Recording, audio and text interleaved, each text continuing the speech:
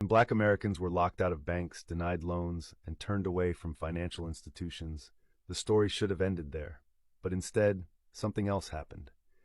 They built their own systems, not out of convenience, but out of necessity, and those systems quietly funded survival, education, and wealth for generations.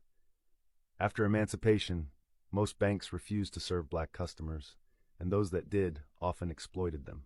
Savings were unsafe, loans were inaccessible, and trust was fragile, especially after disasters like the collapse of the Freedmen's Bank.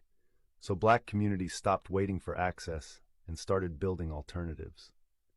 One of the most powerful tools was mutual aid societies. These were community-run organizations where members paid small dues into a shared fund. That money covered medical care, funerals, emergency assistance, and sometimes business loans. Burial societies were especially common because a dignified burial was one of the few guarantees people could still provide for their families. Churches became financial anchors. Long before banks would lend to Black families, churches pooled money to buy land, fund schools, support widows, and help members start businesses.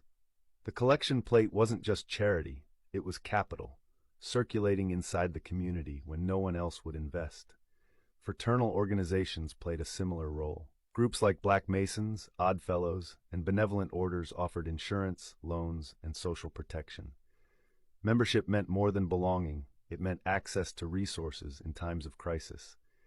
These organizations kept detailed records, enforced accountability, and built trust where institutions refused to.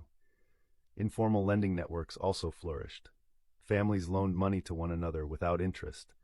Neighbors pooled savings to buy property together. Shop owners extended credit to trusted customers. These systems relied on reputation, relationships, and mutual responsibility instead of paperwork and collateral. In some cities, Black entrepreneurs created small, independent banks and insurance companies, often under intense scrutiny and limited regulation. These institutions financed homes, businesses, and schools, even when capital was scarce. They operated carefully, knowing one failure could erase years of progress.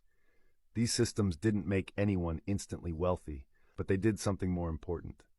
They created stability. They kept money circulating locally. They allowed families to weather illness, loss, and economic shocks without total collapse. They turned survival into structure. And that is why they mattered. Because wealth is not just money, it is security, continuity, and the ability to plan beyond tomorrow. By building financial systems outside of exclusionary institutions, Black communities proved that access had never been the problem. Opportunity had been intentionally withheld. This episode isn't about what was denied, it's about what was built anyway.